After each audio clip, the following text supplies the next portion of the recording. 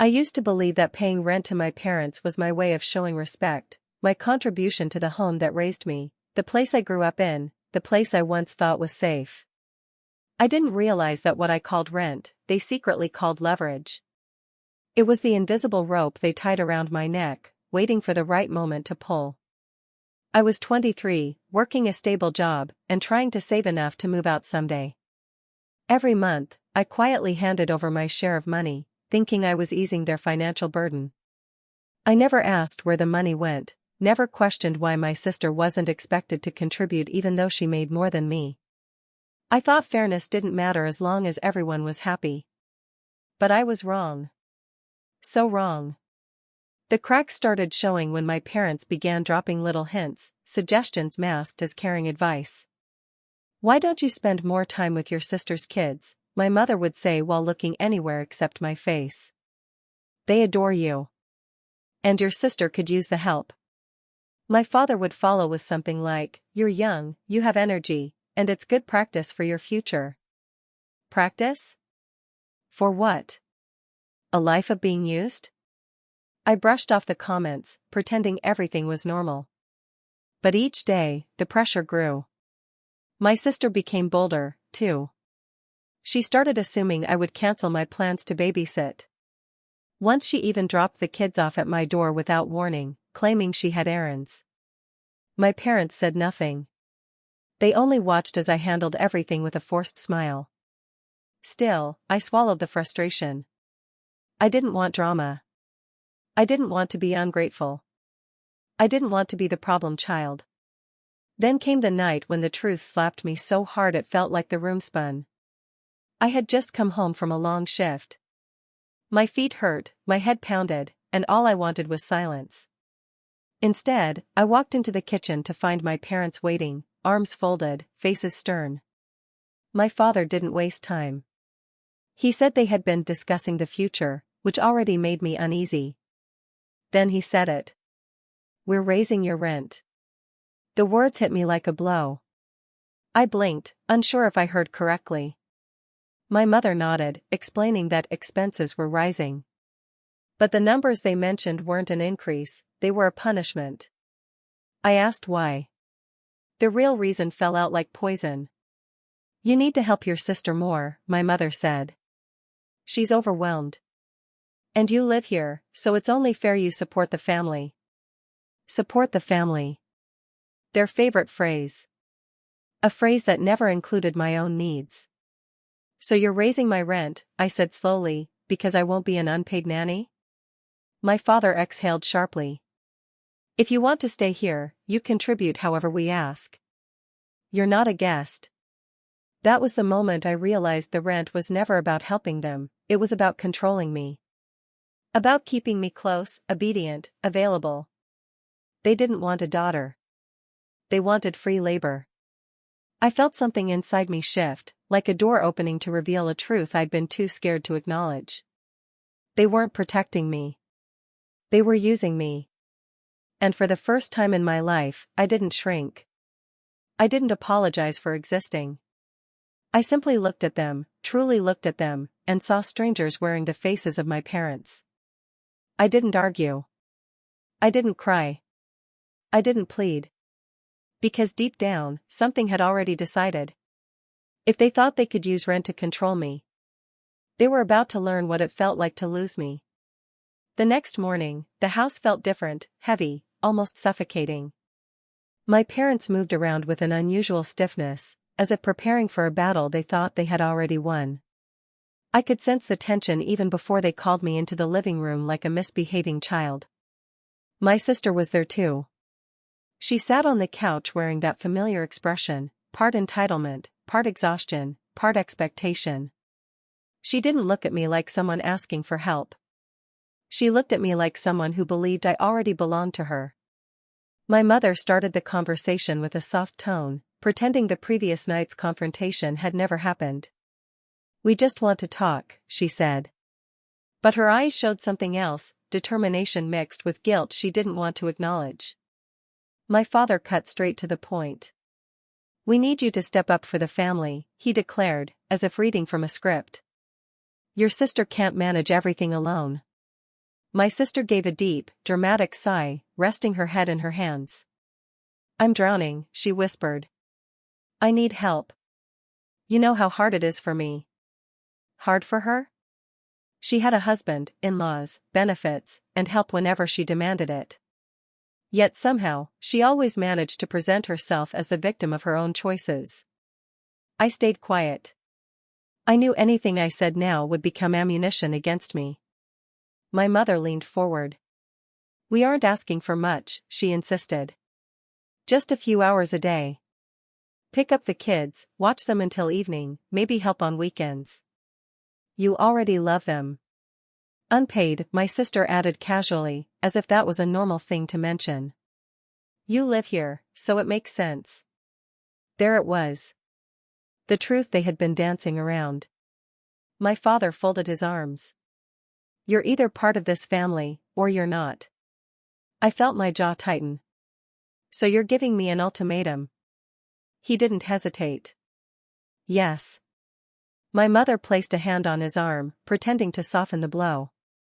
We're not trying to hurt you. But we can't let you live here without contributing more. Contributing. Another word they used to camouflage manipulation. I asked one simple question, why don't you ask her husband? The silence that followed was explosive. My sister scoffed. He works long hours. And I don't? I asked. My mother waved her hand dismissively. It's different. You're not married. You don't have kids. Your schedule is flexible. There it was, their belief that my life mattered less simply because it wasn't shaped like theirs. My father cleared his throat. The rent is going up starting next month. Unless you help your sister every day. Then we'll consider keeping it the same. A bribe dressed as family responsibility. A threat dressed as concern. A decision made without me, but forced onto me. They expected me to choose between two prisons, financial strain or unpaid servitude. I looked at each of them slowly, my father, hardened and unmovable, my mother, desperate to maintain control, my sister, sitting there like a queen waiting for her servant to kneel. And in that moment, I realized something with a clarity that stunned me. They didn't see me as a daughter, or a sister. They saw me as the solution to their problems. Every choice they offered me was just manipulation wrapped in guilt. I was never meant to have a real say. My sister leaned closer, lowering her voice like she was offering kindness. Come on, it's family. Don't make this hard. That sentence sealed everything for me. Because for years, I had made things easy. I had sacrificed, stayed quiet, been the one who adjusted. And all it earned me was more demands. Something inside me hardened, like a steel door slamming shut. I didn't argue. I didn't defend myself.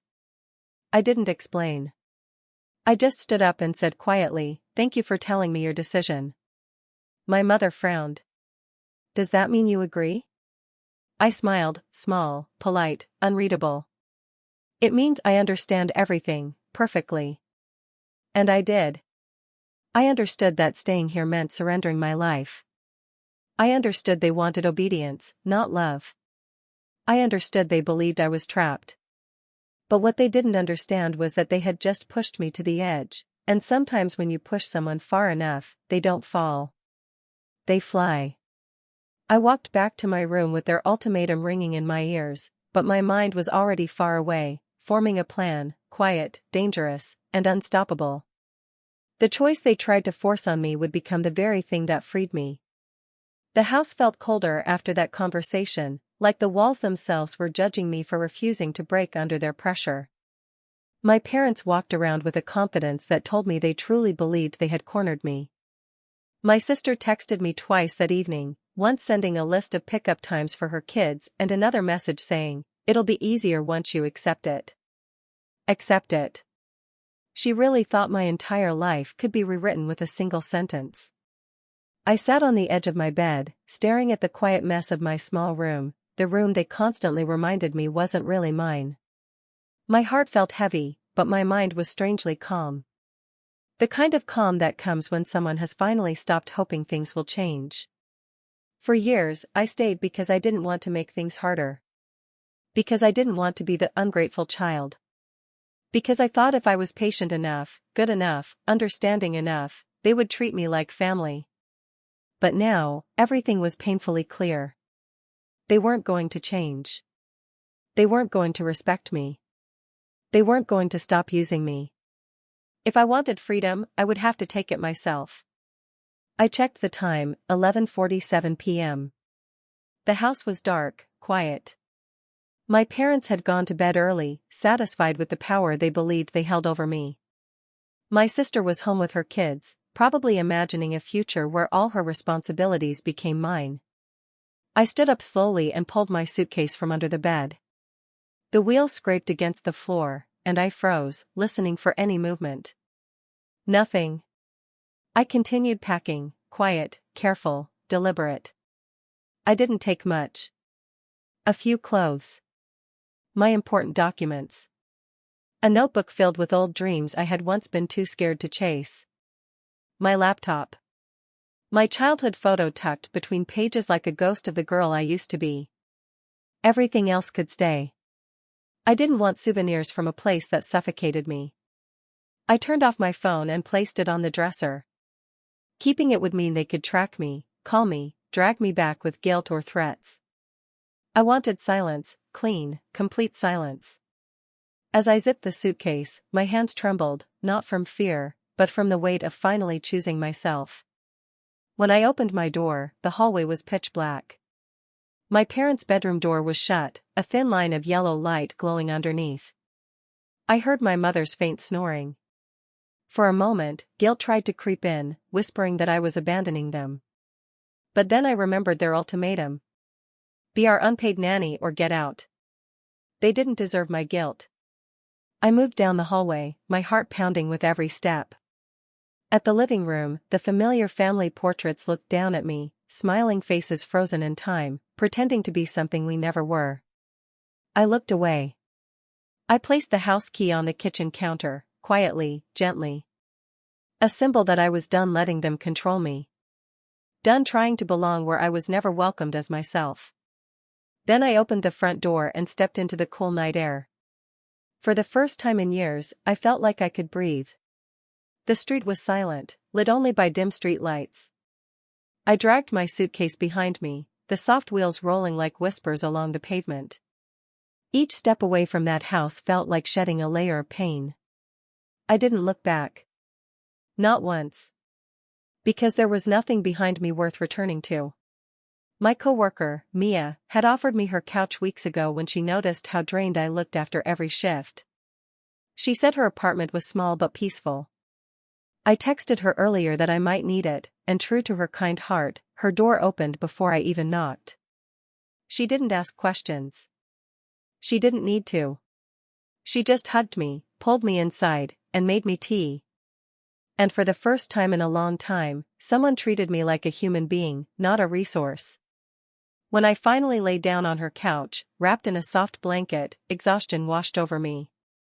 But it wasn't the suffocating exhaustion I felt at home, it was the kind that comes after making a difficult but necessary choice. I knew that by morning, my parents would panic. They would check my room. They would find the phone, the missing suitcase, the silent house key. They would call my sister. They would assume the worst. And maybe they needed that fear. Maybe they needed to face the discomfort of living without the convenience of me. As I closed my eyes, a surprising emotion washed over me, peace. Pure, quiet, liberating peace. I didn't know what tomorrow would look like. I didn't know how hard it would be to rebuild from scratch. I didn't know what chaos my absence would unleash. But I knew one thing with absolute certainty. I was gone. And I was never going back. The morning after I disappeared, my phone started blowing up, but I didn't hear any of it. Mia found it on the kitchen counter when she brought my things inside. Dozens of missed calls. Dozens of messages. Then hundreds. My parents, my sister, even relatives I barely spoke to were suddenly desperate to reach me. Every message followed the same pattern, panic first, then anger, then guilt-tripping, then accusations. It was strange. For people who claimed I didn't contribute enough, they suddenly couldn't function without me. Meanwhile, I spent the next few days sleeping, resting, eating real meals, and breathing air that didn't feel like obligation. It felt unreal to wake up without someone expecting something from me. But peace never lasts long in a family built on manipulation. 3 days after I left, my sister showed up at my workplace. She stormed in with that wild look she always had when the world didn't bend the way she wanted. She cornered me near the back storage area, her voice dripping with righteousness. "How dare you disappear like that?" she snapped. "Mom and Dad are a mess. The kids are a mess. I needed you." I looked at her calmly, something she didn't expect. "You never needed me. You needed someone you could dump responsibility on." She clenched her jaw. "You're so dramatic. We're family. You were supposed to help. Now everything is falling apart." Ah. There it was. The chaos I knew would come. Without me to rescue her, my sister had no backup babysitter. Her husband refused to adjust his schedule. My parents were suddenly forced to face the reality they had ignored for years. The children they defended so fiercely were never actually their responsibility. They were hers. My sister kept ranting, listing everything that had collapsed in my absence. The school called because no one picked up the kids on time. Her boss warned her after she missed shifts. My parents argued with her daily, telling her to get herself together. The house was always loud and messy. Her husband threatened to leave because he didn't sign up for all this chaos. Every sentence was a confession: without me, her life didn't work. And she hated that truth. When she finally paused, waiting for me to apologize, I simply said, "I didn't create the chaos. You did. You all did." She stepped closer. "You owe us." I held up a hand, stopping her. "I don't owe you anything. Not my time. Not my money. Not my life." Her face twisted in shock. No one spoke to her like that. I had been the last person she assumed would ever stand up to her. I walked past her, returning to work, leaving her speechless in the aisle. It was the first time she ever realized I wasn't scared of her anymore. But the bigger reckoning came a week later. My parents asked to meet me. Not demanded, asked. That alone told me how much things had changed. I agreed to meet them in a public cafe, neutral ground, where they couldn't raise their voices or guilt trip without witnesses. When they arrived, they looked smaller somehow. Tired. Frustrated. And most surprising of all, nervous. My mother reached for my hand. I didn't offer it. She pulled hers back awkwardly. "We were worried," she said softly. My father cleared his throat. "We shouldn't have handled things the way we did." Translation: the chaos without me was unbearable. I let them talk. They rambled about how hard it was helping with the kids, how my sister wasn't coping, how their own health and schedules were strained. Every word they said confirmed what I already knew: they never appreciated me until I was gone. My father finally said, "We want you to come home." I exhaled slowly. Why? To help? To babysit? To pay the new rent? He avoided my eyes. My mother looked desperate. "We just want things back to normal." "No," I said quietly. "You want your convenience back." The silence after that felt sharp. I continued, my voice steady. "I'm not coming back. Not to live. Not to babysit. Not to be controlled or manipulated. I needed to leave to survive." My mother's eyes welled up. "We didn't realize we were being unfair." "Yes," I said calmly. "You did. You just didn't care until the consequences hit you." They couldn't argue with that. The truth sat between us like an open wound. Then came the moment that sealed everything, the sweet part of the revenge they never saw coming. I told them, very clearly, "I'm getting my own place. And I'm blocking every number the second you try to drag me back into the same cycle." If you want to be in my life, it will be on my terms, with boundaries. If you break them, I walk away permanently." My father looked stunned. My mother broke into quiet tears. They realized in that moment something they never expected: I was finally free from their control. They had lost the one person who quietly held their family together. I got up, picked up my bag, and said, "You didn't lose me overnight. You lost me the moment you tried to own me."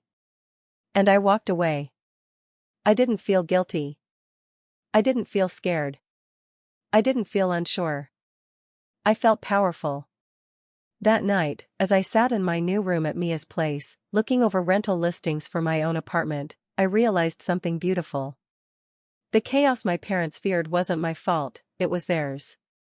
The downfall they suffered wasn't revenge I planned, it was justice they created. And the freedom I finally had wasn't an escape, it was a rebirth. I didn't need to hurt them to get revenge. All I had to do was leave them with the life they built without me. And that was the sweetest revenge of all.